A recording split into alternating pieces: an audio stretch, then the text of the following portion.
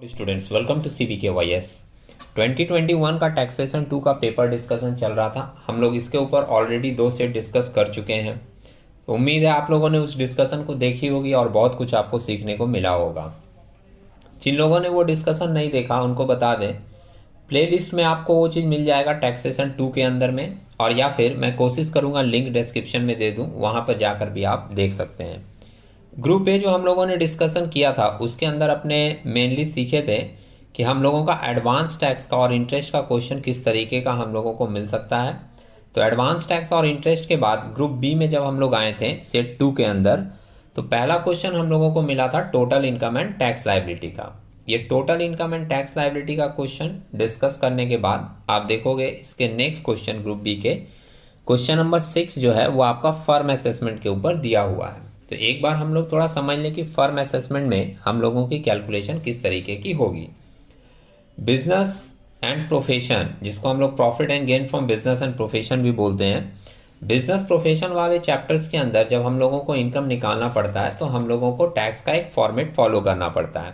वो फॉर्मेट बनाने का बेसिक कॉन्सेप्ट क्या है कि अगर मान लीजिए कोई ऐसी एक्सपेंसेस या कुछ भी ऐसे item profit and loss account के डेबिट साइड में आपने दिखा दिए हैं जो कि इनकम टैक्स के द्वारा अलाउड नहीं है, तो उसके कारण आपका प्रॉफिट रिड्यूस हो गया होगा। और इनकम टैक्स के लिए जब हम लोग बिजनेस प्रोफेशन का इनकम निकालेंगे तो वो सारे आइटम जो डिसअलाउड हैं as per income tax act, वो सारे के सारे आइटम हम लोग ऐड करके प्रॉफिट को एडजस्ट करते हैं। मतलब वो सारे आइटम दिखाने के कारण आपका प्रॉफिट रिड्यूस हो गया था, तो वो सारे आइटम इनकम टैक्स वाले फिर से ऐड करके आपके प्रॉफिट को इंक्रीज कर देंगे। दूसरी पॉइंट, टारगेट सिर्फ ये नहीं होता है कि वहाँ पे प्रॉफिट को बढ़ाना ही है। अगर मान लीजिए आपने किसी ऐसे आइटम को क्रेडिट साइड में दिखा दिया है पीएल के जो कि बिजनेस प्रोफेशन के अंदर नहीं आना चाहिए, तो उसके कारण आपका प्रॉफिट बढ़ गया होगा। तो बिजनेस के प्रॉफिट को एडजस्ट करने के लिए उतने से प्रॉफिट आपका रिड्यूस कर दिया जाएगा। मैंने एक सिंपल सा शॉर्ट डिस्क्रिप्शन दिया है कि इसी कॉन्सेप्ट के ऊपर हम लोग बिजनेस प्रोफेशन के सम्स को प्रिपेयर करते हैं। चीजें बहुत सारी हैं लेकिन सॉल्यूशन के लिए हम लोग उतने में नहीं जाएंगे। शॉर्ट में इसी माइंडसेट के साथ हम लोग अपने बिजनेस प्रोफेशन का इनकम फाइंड आउट करते हैं। अब इन बातों को ध्यान में रख के एक बार हम लोग सम्स पढ़ लेते हैं क्लियरली, उसके बाद फिर सॉल्यूशन में देखते हैं कि किस तरीके से कैलकुलेशन की गई है। मेंशन कर रहा है P&Q, partners of A firm sharing profit and losses in the ratio 3:2। The profit and loss account of the firm for the year ended 31st March 2021 is as follows। तो debit side में आप profit and loss account के देख रहे हो, salary to partners दिया है P&Q, उसके बाद इंटरेस्ट ऑन कैपिटल है at the rate of 20% per annum. अब जैसे आप लोगों ने अगर रूल याद रखा है तो आपके दिमाग में इस लाइन को पढ़ते ही ये बात आ जाएगी कि बिजनेस प्रोफेशन के अंदर किसी भी पार्टनर को interest on capital maximum as per income tax rule 12% ही अलाउ किया जा सकता है। और इन लोगों ने इंटरेस्ट कितना परसेंट के हिसाब से दिखा दिया, 20% के हिसाब से। तो 8% जो ज़्यादा दिखाया वो डिसअलाउड होगा, और वो ज़्यादा दिखाने के कारण आपका प्रॉफिट रिड्यूस हो गया होगा। इसलिए इनकम टैक्स वाले उतने आइटम से आपके प्रॉफिट को बढ़ा देंगे और ये इंटरेस्ट ऑन कैपिटल का 8% वाला जो पार्ट होगा वो ऐड कर देंगे प्रॉफिट में।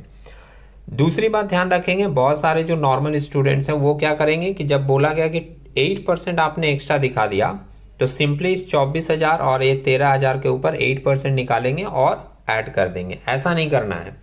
आपको ध्यान रखना है कि ये जो फिगर दिखाए गए हैं ये 20% पर एनम के हिसाब से दिखाए गए हैं। दैट मीन्स कि 24,000 और 13,200 रिप्रेजेंट कर रहा है 20% को। इसमें 8% का हिस्सा कितना होगा ये निकालने के लिए हम लोग यूनिटरी मेथड वाला तरीका फॉलो करेंगे कि 24,000 डिवाइडेड बाई 20 इंटू 8, तब अपने को वो 8% वाला एक्स्ट्रा वाला पार्ट मिल जाएगा। दोनों का अलग अलग भी कर सकते हैं या दोनों को एक साथ ऐड करके भी दिखा सकते हैं। 24,000 प्लस 13,000 ऐड करके आपका आएगा 37,200। 37,200 डिवाइडेड बाई 20 करेंगे और इंटू 8 करेंगे तो अपने को वो एक्स्ट्रा वाला पार्ट मिल जाएगा। नेक्स्ट आप इसमें देखोगे तो मेंशन किया है टू कमीशन टू क्यू को कमीशन दिया गया। अच्छा, एक बात दिखाएं आपको फिर से कि ये जो सैलरी टू पार्टनर्स था और ये कमीशन टू क्यू है, ये सारे के सारे चीज आ जाते हैं पार्टनर्स रेम्यूनरेशन के अंदर। और पार्टनर्स रेम्यूनरेशन के ऊपर एक स्पेशल प्रोविजन है बिजनेस प्रोफेशन का, वो आपको ध्यान रखना होगा और कैलकुलेशन उस प्रोविजन को फॉलो करके ही करने पड़ेंगे। नेक्स्ट आइटम दिया है to trade expenses, to depreciation, to net profit. और ट्रेड एक्सपेंसेस और डेप्रिसिएशन के अंदर ट्रेड एक्सपेंस तो बिजनेस का एक्सपेंस है, वो अलाउ किया जाता है, लेकिन डेप्रिसिएशन जो अलाउ किया जाता है वो एज पर बुक अलाउ नहीं किया जाता, as per income tax rule जितना होगा उतना अलाउ किया जाएगा।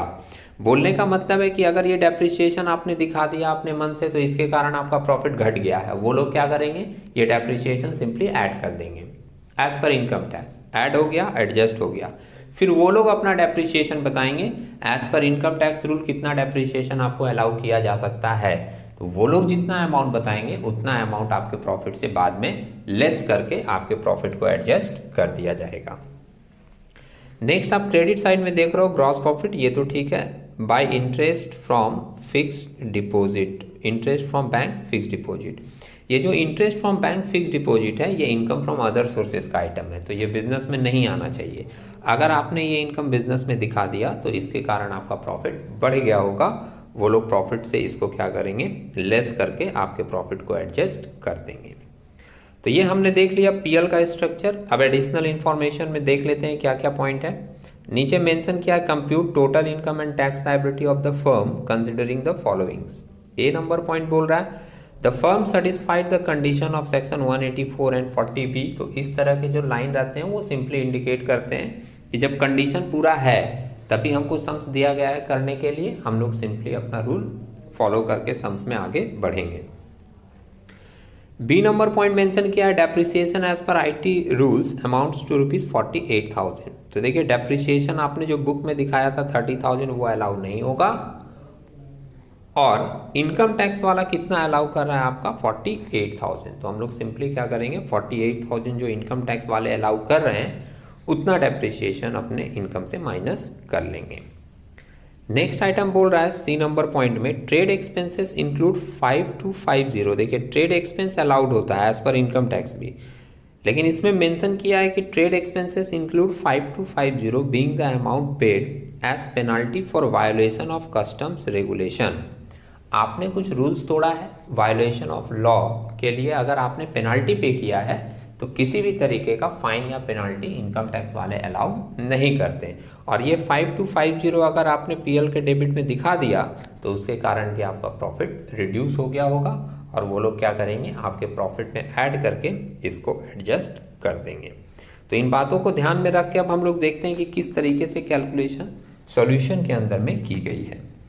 मेंशन किया computation of total income of firm for the assessment year 22-23। हम लोग यहाँ आगे मेंशन कर देंगे relating to previous year 21-22। Sums हमारा स्टार्ट होता है net profit as per books of account से। तो net profit as per profit and loss account mention किया था 21,900, ये दिखा दिए। इसमें हम लोग ऐड कर देंगे expenditure disallowed but debited to PL account, मतलब जो जो डिसअलाउड है एज पर आईटी रूल वो सारे लेने हैं, जिसमें कि सबसे पहले ऐड किया गया है remuneration to partners as per books. Remuneration to partners में आप देखोगे सैलरी था 72,000 पी का, क्यू का सैलरी था 21,000 और कमीशन था क्यू का कितने का 15,000 का। ये तीनों ऐड करके वैल्यू आ गया 1,08,000। इसके बाद ऐड किया गया है, आप देख रहे हो interest to partners. Interest to partners की कैलकुलेशन मैंने पहले बता दी है कि यहाँ पे जो दिया है 24,000 और 13,000 दोनों को ऐड करके 24 और 13 को ऐड करके आपका वैल्यू मिलेगा 37,200। यहाँ सॉल्यूशन में फिगर मिस्टेक दिया है, आप इसको करेक्ट करके लिखिएगा 37,200 डिवाइडेड बाई 20, ये 20 को रिप्रेजेंट कर रहा है इंटू 8 करके एक्स्ट्रा वाला पार्ट आपका आ गया 14,880 ऐड कर लिए। नेक्स्ट आइटम क्या ऐड किए हैं पेनाल्टी 5250 एडिशनल इंफॉर्मेशन में था। डेप्रिसिएशन एज पर बुक्स ये भी हम लोग 30,000 ऐड कर लिए जो कि हम लोगों का सम्स में दिया हुआ था। ठीक है, ये सारे के सारे आइटम ऐड करने के बाद हम लोगों को वैल्यू मिल रहा है 158,130 और ये पूरा 21,900 में ऐड करके वैल्यू अपने को मिल गया 1,80,030 रुपीज़।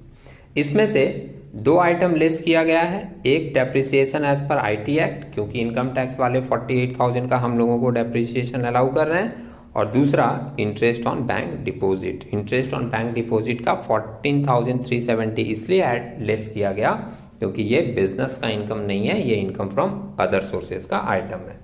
तो ये 62,370 माइनस करने के बाद नेट वैल्यू मिल रहा है 1,17,660। ये 1,17,660 को हम लोग नाम देते हैं बुक प्रॉफिट।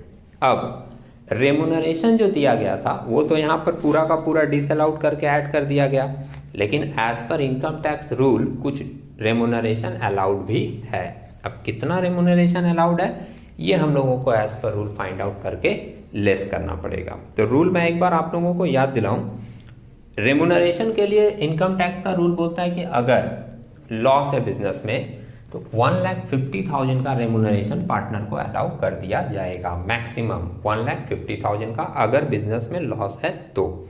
लेकिन हम लोगों के बिजनेस में तो लॉस नहीं था, प्रॉफिट था।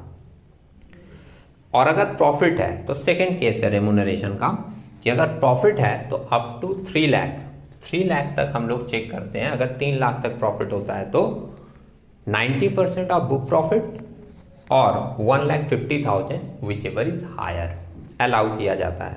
तो 90% ऑफ बुक प्रॉफिट, आप यहाँ देख रहे हो बुक प्रॉफिट आपका आया कितना 1,70,660।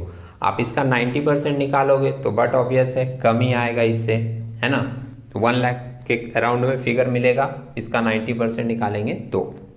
दूसरा 1,50,000, इन दोनों में से हम लोग जो हायर होता है वो अलाउ करते हैं। तो 1,17,660 का 90% निकालोगे तो वो इससे भी कम आएगा, और 1,50,000 दोनों में हायर कौन सा है 1,50,000। तो 1,50,000 तक का remuneration as per income tax allowed हो रहा है यहाँ पर 1,50,000 का। और इन लोगों को रेमुनरेशन मिला कितना है 1,08,000 का। तो अगर इनकम टैक्स बोल रहा है कि 1,50,000 का आप अलाउड कर सकते हो और आप सिर्फ दे रहे हो कितना 1,08,000, तो आप तो रूल के अंदर ही हैं। तो इसलिए हम लोग 1,08,000 का पूरा रेमुनरेशन लेस कर देंगे, पूरा का पूरा remuneration as per income tax allowed कर दिया जाएगा। इसलिए आप यहाँ देख रहे हैं सेकंड पेज में कि remuneration allowed to the partner, और यहाँ सिंपली ब्रैकेट में सिर्फ मेंशन किया है as it does not exceed 1,50,000 और पूरा माइनस कर दिया 1,08,000 का। और माइनस करने के बाद आपका profit and gain from business and profession आ गया कितना 9,660। ये रेमुनरेशन वाला एरिया का जो रूल है वो थोड़ा सा जाकर आप लोग एक बार क्लेरिफाई कर लीजिएगा रूल्स के अंदर, चैप्टर्स के अंदर, तो आपको ये चीज़ थोड़ी और क्लियर दिखेगी। तो ये 9,660 का हम लोगों का आ गया profit and gain from business and profession. इसमें income from other sources add कर दिया गया। इनकम फ्रॉम अदर सोर्सेस में इंटरेस्ट ऑन बैंक डिपॉजिट है कितने का 14,370 का, और ये ऐड करने के बाद हम लोगों को मिल गया ग्रॉस टोटल इनकम कितने का 24,030 का। ग्रॉस टोटल इनकम से लेस करते हैं हम लोग deduction under section Roman 6A, 80s का डिडक्शन इसमें मिलता है जो कि सम्स में कुछ भी नहीं था, तो डैश कर दिए और टोटल इनकम हम लोगों का आ गया कितना 24,030। इस 24,030 के ऊपर डायरेक्ट हम लोग टैक्स चार्ज किए हैं कितना 30%। और ये 30% टैक्स चार्ज करने का रीज़न क्या है 30% टैक्स चार्ज करने का सिंपल सा रीज़न है, आप बिजनेस प्रोफेशन में जाएंगे तो फर्म असेसमेंट के लिए जो टैक्स रेट होती है वहाँ पर स्लैब रेट अप्लाई नहीं होता, वहाँ पर डायरेक्ट हम लोग 30% चार्ज करते हैं। तो आप 24,030 का 30% निकालोगे, जो भी वैल्यू आएगा उसमें और 4% ऐड कर दोगे। वो 4% किस चीज़ का ऐड होगा, वो हमारा ऐड होगा हेल्थ एंड एजुकेशन सेस का।